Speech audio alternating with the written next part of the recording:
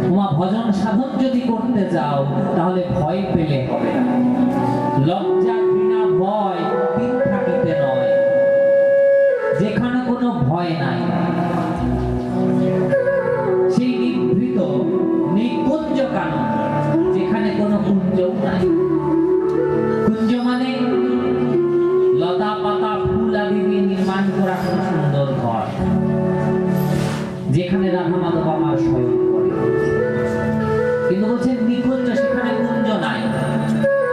তোমার কুঞ্জ নির্মাণ করতে গেলে সেখানে খুঁটি গাড়তে হবে। যেখানে কুঞ্জ নির্মাণ করেছে প্রথমে বাঁশ গেড়েছে, খুঁটি গেড়েছে, তারপর সাজিয়েছে।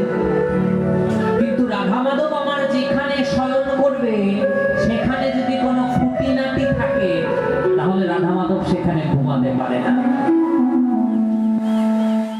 মন যদি ময়লা হয়, মনে যদি খুঁটিনাটি থাকে তাহলে সেখানে রাধা মাধব শয়ন করে না। মন পরিষ্কার হতে হবে। মন যদি স্বচ্ছ হয়, নির্মল হয়, পরিষ্কার হয়, তবেই তো সেখানে ভগবান থাকতে পারে। সেই নিভৃত নিকুঞ্জ কানকে যে হৃদয় মন্দিরে ভগবান আমার বিরাজ করবে, সেই মন্দিরকে আমরা সাজিয়েছি না, সেই মন্দির আমরা সাজাই না। কি করে সাজাবো? সাজাতে পারি না। যেই ফুল দিয়ে আমরা সাজাবো সেই ফুলই তো পাই না। হৃদয় সাজানো যায় এমন ফুল দোকানে পাওয়া যায়? হৃদয় সাজানোর মতো ফুল কিন্তু দোকানে পাওয়া যায় না। সে ফুলের গাছ লাগাতে হবে। সে গাছও তো আমরা লাগাই না, লাগিয়েছি? হৃদয় সাজাতে পারি এমন ফুলের গাছ গাড়ি নাই, কারণ গাছের বীজ পাই নাই। বীজ কোথায় পাওয়া যায় না? শাস্ত্রে বললেন ব্রহ্মাণ্ড ভ্রমিয়া কোন ভাগ্যবান জীব গুরু কৃষ্ণ প্রসাদে পায় ভক্তি লতার বীজ। বালি হইয়া সেই বীজ করয় রোপণ, শ্রবণ কীর্তন জলে করয় সিঞ্চন। ধীরে ধীরে বাড়ে লতা, ব্রহ্মাণ্ড ভেদি যায়, তবে যায় তদুপরি গোলক বৃন্দাবন, কৃষ্ণ চরণ কল্প বৃক্ষে করে আচ্ছা। লতার বীজ কি করে পাবো? না অনেক জন্ম জন্মান্ত ভ্রমণ করার ফলে, সাধুগুরুর কৃপায় আমরা সেই ভক্তিরূপী লতার বীজটা হাতে পাবো। তারপর সেটা গাড়তে হবে। কোথায় গাড়বো? ভক্তির বীজ কোথায় গাড়তে হয়? দেহ জমিনে গাড়তে হয়। দেহ জমিনে ভক্তির বীজ গাড়বো, কিন্তু তার আগে তো চাষ করতে হবে। দেহ কি চাষ করেছি? দেহ তো চাষ করা হবে। তাহলে বীজ কি করে গাছ হবে? আগে দেহ চাষ করতে হবে, তারপর সেই ভক্তির বীজ গাড়তে হবে। এবার শুধু বীজ গাড়লেই তো হবে না, জল দিতে হবে, রোদের তাপ দিতে হবে, সবই লাগবে। বলছে শ্রবণ কীর্তন জলে করয় সিঞ্চন। কীর্তন করতে হবে এবং কীর্তন শুনতে হবে। তাহলে কি হবে? আস্তে আস্তে সেই ভক্তির বীজ বড়। ভক্তির বীজ যখন বড় হবে তখন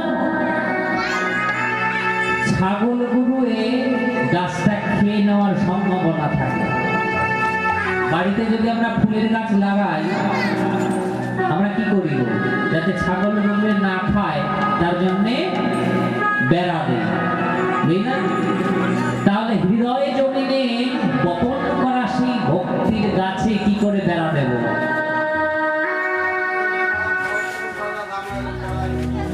বলছেন ললাটে তিলক, গলায় তুলসীর মালা, মানব দেহের এই তো হচ্ছে বেড়া। এই বেড়া যদি দেওয়া যায় তাহলে কাম কামনা লোভ লালসা এই গরু ছাগলে তোমার ভক্তির বিচার খেতে পারবে না। এবার ভক্তি লতার বীজ যখন আস্তে আস্তে বড় হবে তখন লতা জাতীয় গাছ তো একা একা উঠতে পারে না, আরেকটা গাছের সঙ্গে পেঁচিয়ে পেঁচিয়ে ওঠে। তা বড় হতে হতে গোলক বৃন্দাবনে যেখানে নাকি কৃষ্ণ আছে, সেই কৃষ্ণের চরণে পেঁচিয়ে পেঁচিয়ে উঠেছে। ওমা, সেই কৃষ্ণ চরণে সেই লতায় যদি ফুল ফোটে, সেটা কি ছিঁড়ে ভগবানের চরণে দিতে হয়? সেই ফুল তো ভগবানের চরণেই ফুটে আছে। চরণে যখন লতা উঠেছে, ফুল তো সেখানেই ফুটে আছে, তখন আর ছিঁড়ে নিবেদন করতে হয় না। তার হৃদয়, তার ভক্তি কুসুম আপনা আপনি ভগবানের চরণে নিবেদিত হয়ে যায়। তাই গৌর হরি বল, হরি বল।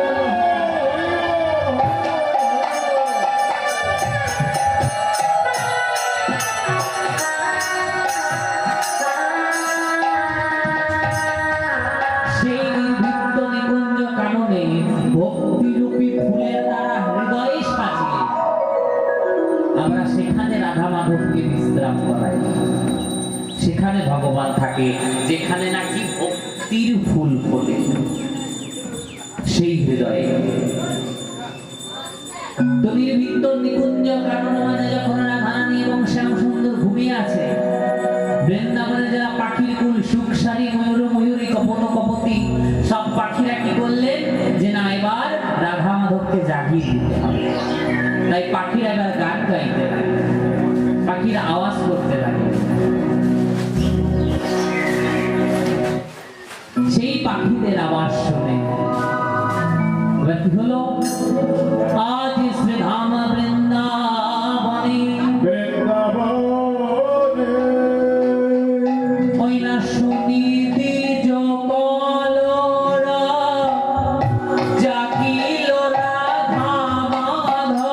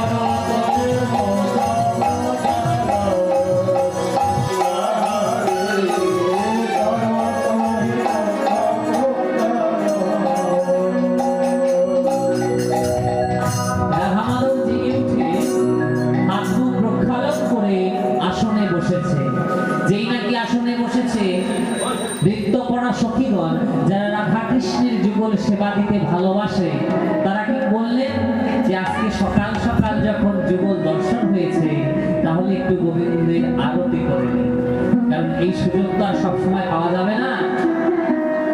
তাই সখীরা কি করলেন, ওই না দুহুরু পড়িল প্রিয়া আনন্দে বিভোর হইয়া,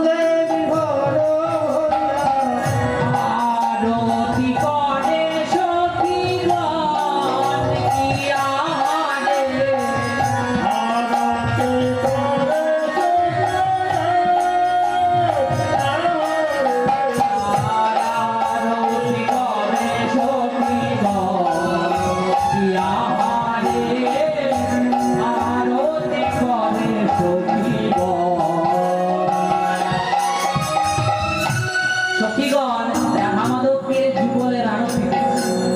এবার আরতি অন্তে কি হলো, রাধারানী তাকিয়ে দেখলেন সূর্য আস্তে আস্তে উদয় হয়েছে, আর বেলা যখন উঠেছে চারিদিক আলো হয়ে গেছে। এবার চারিদিক যখন আলো হয়ে গেছে, যদি আমার সঙ্গে তোমাকে দেখতে পাই বধূ,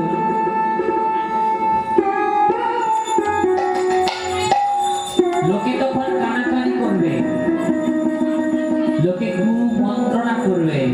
তাই বধূ, তুমি আমাকে বিদায় দাও, আমি বিদায় নিয়ে ঘরে চলে যাই।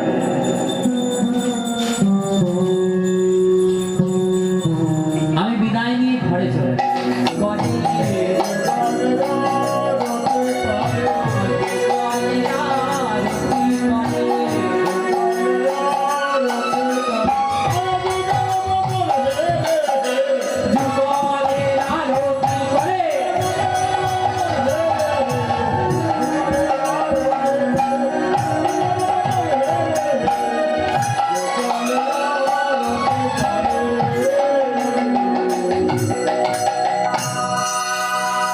এবারে যুগলের আরতি অন্তে সখীরা নিজ নিজ ঘরে গমন করলেন এবং রাধারানী বলছে, ওই আকাশ পানে তাকিয়ে দেখো, উদয় হলো পিতার পিতা, জাগিয়া উঠিয়া গোকুলের লোকে, তোমার সনে যদি দেখো এ মুখে, কলঙ্কিনী বলে ডাকি করে, আর কলঙ্ক রটাবে গোকুল জুড়ে।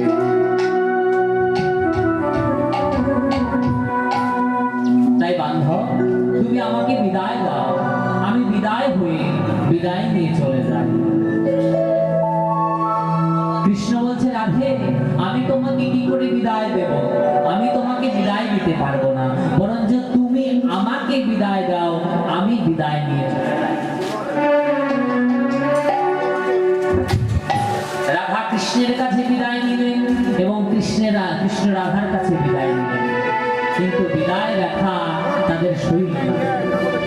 বিদায় নিয়ে যাচ্ছে যাচ্ছে আবার ফিরে ফিরে দেখছে, রাধা কৃষ্ণকে ভুলতে পারছে না, আবার কৃষ্ণ রাধাকে ভুলতে পারছে না। ওই না বিদায় হলো